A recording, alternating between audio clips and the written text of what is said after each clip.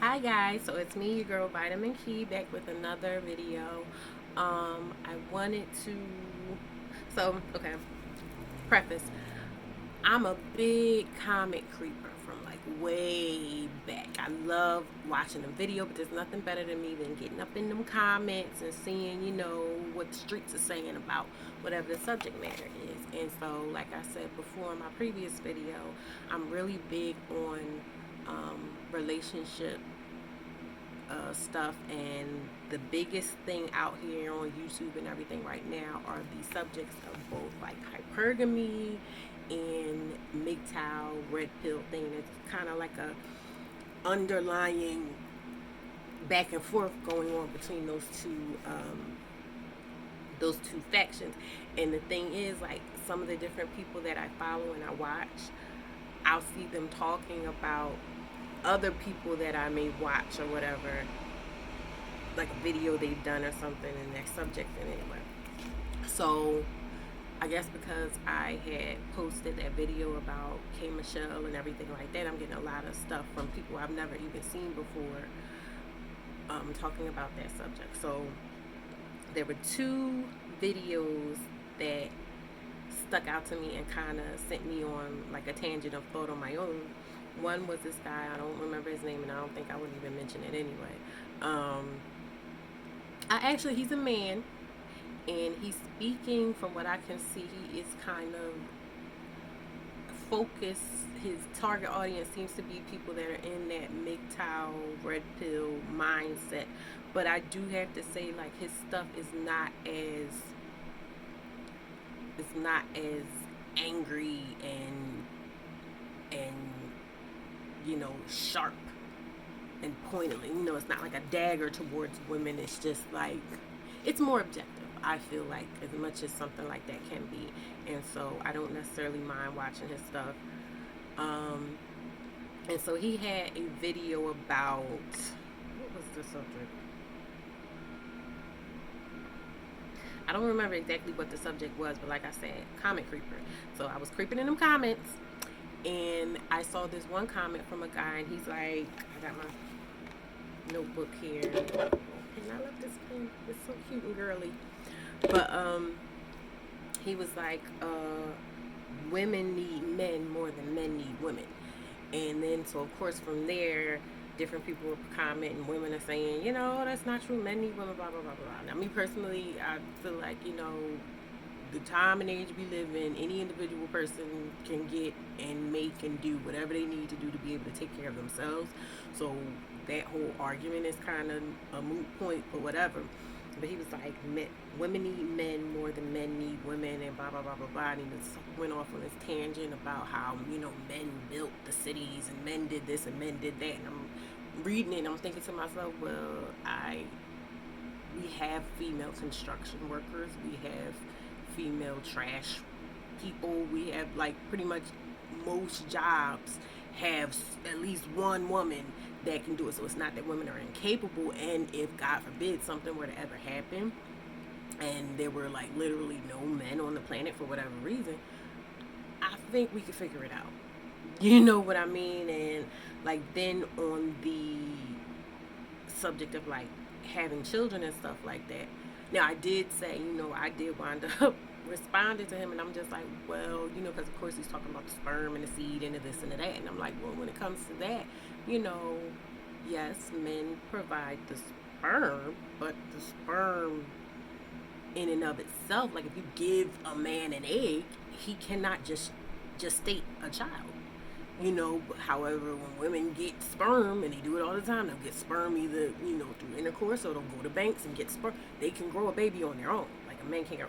And then the funny part is, like, days later, he wrote back and he's like, oh, well, there's stuff going on now where they're figuring that out, basically, so soon a man will be able to make their own eggs out of a sperm and this and that and the other. I'm just like, well, y'all have fun with that, because, y'all are the ones that supposedly want and need sex so heavily, even though, like, that's a subject for another day, but you know what I mean, like, so whatever, good luck.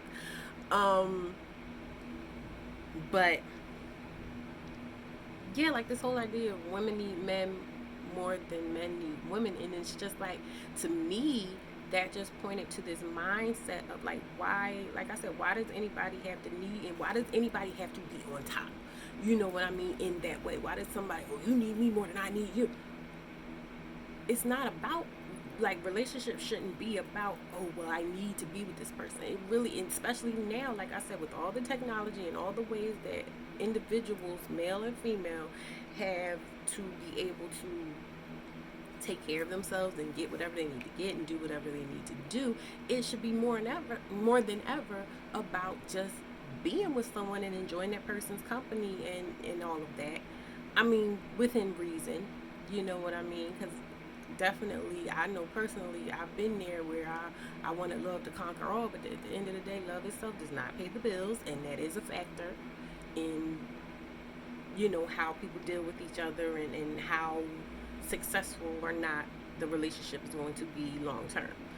So, but he's just like, oh yeah, you know, man. And then this was the thing that got me, and like I said, this goes back to my other video when I said the thing, because initially I said something like, you know, yes, men provide a seed, but without soil and nutrients and just, you know, a safe space to grow, a seed is just a dead thing. Like, it's not living until you impart it with the things that it gets from the earth, the woman, you know, whatever. So you take this sperm, it's just a sperm until it gets into the woman's situation, and then the woman is the one that is helping it to become a person. And I was like, yes, men make sperm, women make people. And so he responds to me with just like, oh, there you go, that women emotional thinking. And I'm like, where's the emotion?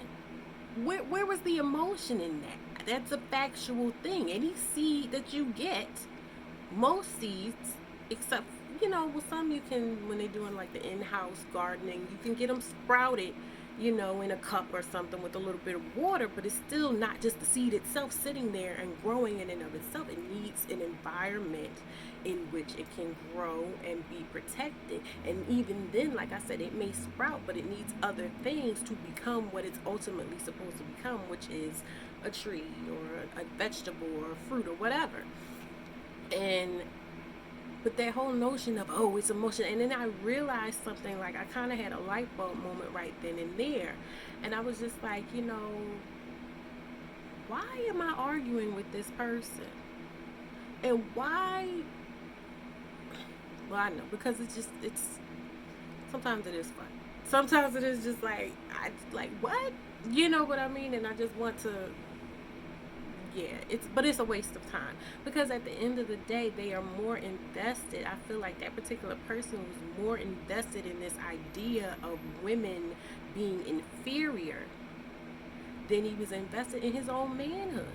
And in my mind, you know, like I said, I'm a single person, and I'm out, I date, you know, and I'm open to meeting someone, but in my mind, a person that would be fun to be around and fun to interact with would be someone who isn't worried about whether I'm smarter than him, or, you know what I mean. And I'm not saying I need to be smarter than him, or I need someone that I could put in their place or nothing like that. I'm just saying, like, it's someone that is so secure in their own manhood that no matter what I'm doing, they're going to be okay, and they don't have to sit and spend all this time trying to diminish me or women in general. Because that was my thing. I'm like, you are so insecure in your own manhood that you need to believe that all women across the board are stupid, or, you know, inferior in some way in their thinking and whatever.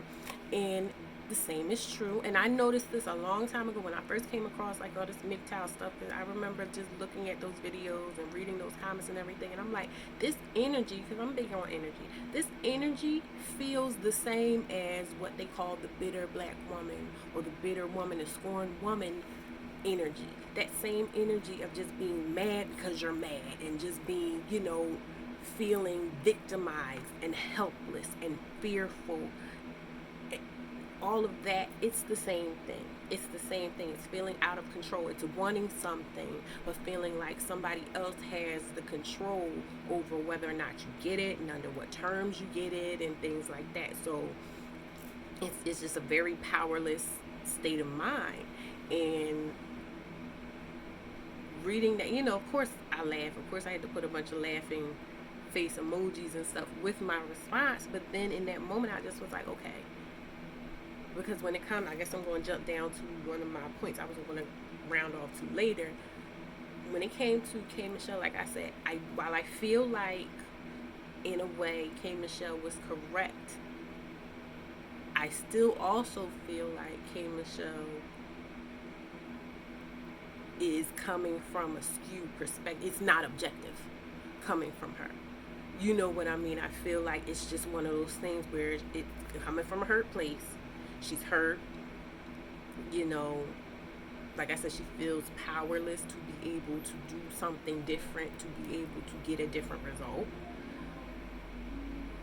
And that's not good. And then watching this video and in another video I'll cite later, I learned like something she had said about her son, and her son was dating a white girl or something that happened, and son dealing with some white girl, and she was upset about that, and she was kind of speaking in a negative way about her own son, and basically saying, oh yeah, because he's not a good person because he did whatever it was that he did, and that ain't good. As a mother, that's never the way to go, because how is your child going to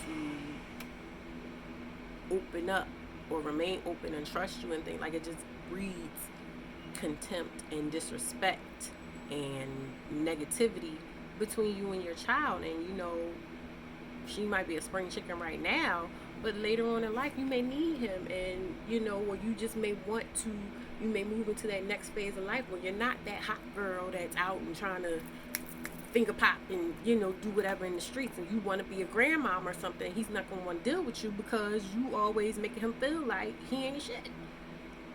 So that's really sad, and I was really disappointed. I was sad to see that, but like I said, it's clear the vitriol in what she was saying and how she was saying and everything was true, but that doesn't negate, like I said, my observations, and not just from her, from my experience, from the things that I'm reading and seeing and hearing and this and that and the other, that there's some merit from that view, from the woman's perspective and the woman's viewpoint in what's going on. Now when it comes to that second video I was talking about, now the first video was older guy's video. Like I said, I don't necessarily mind the stuff that he says because it's more objective, it's a more mature viewpoint. I feel like you can tell that it's being said with love and not with that powerlessness that comes from feeling out of control.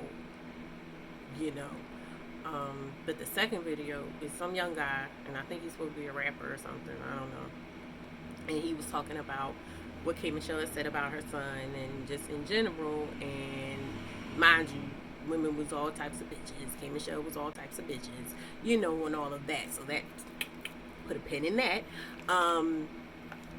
And he gave this, like this example or a metaphor or something. Mind you, his whole thing was K. Michelle's not accountable.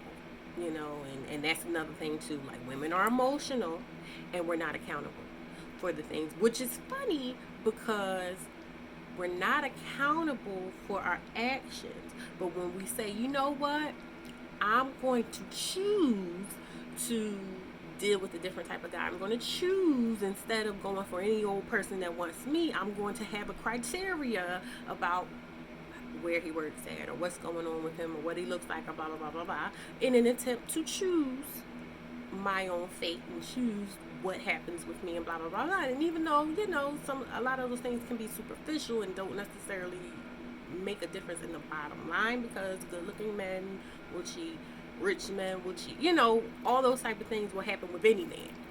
It's about their character and stuff like that. But this whole idea of women aren't accountable, they don't take accountability for nothing. Everything is their fault, blah, blah, blah, blah, blah. So he uses this metaphor or this scenario of, he says, and I had to write it down. I'm paraphrasing here. He says, a man can cheat on his woman, and the girl he cheats with will go and tell his girl immediately. And he uses this as an indication of the woman's lack of accountability.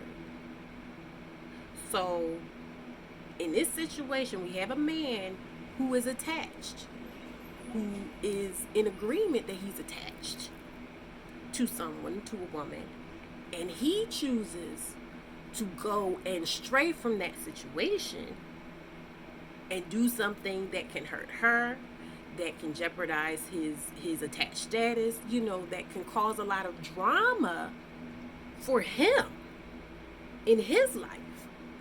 He did that because she ain't attached to that lady. She doesn't, she has no ties to that woman. She has no reason. And they always say women are catty and this and that and the other. So no, and they always know so much about a woman's nature. And women are dramatic and women are emotional. So him knowing all of this, because he's such a smart man, he does this anyway. And then the woman, the vindictive, unaccountable, unreliable, emotional woman, goes and does what women do according to their mindset, and there's no accountability on her part.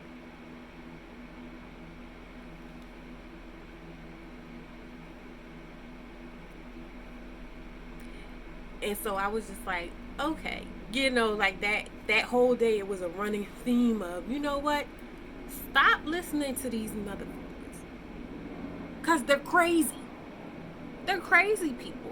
You're sitting here and you're spouting off all this blah, blah, blah, blah, blah about the lack of accountability in women. And then the example that you choose to give to back up your theories is a glaring example of why we be tripping. Because in that situation, mind you, men aren't supposed to like drama.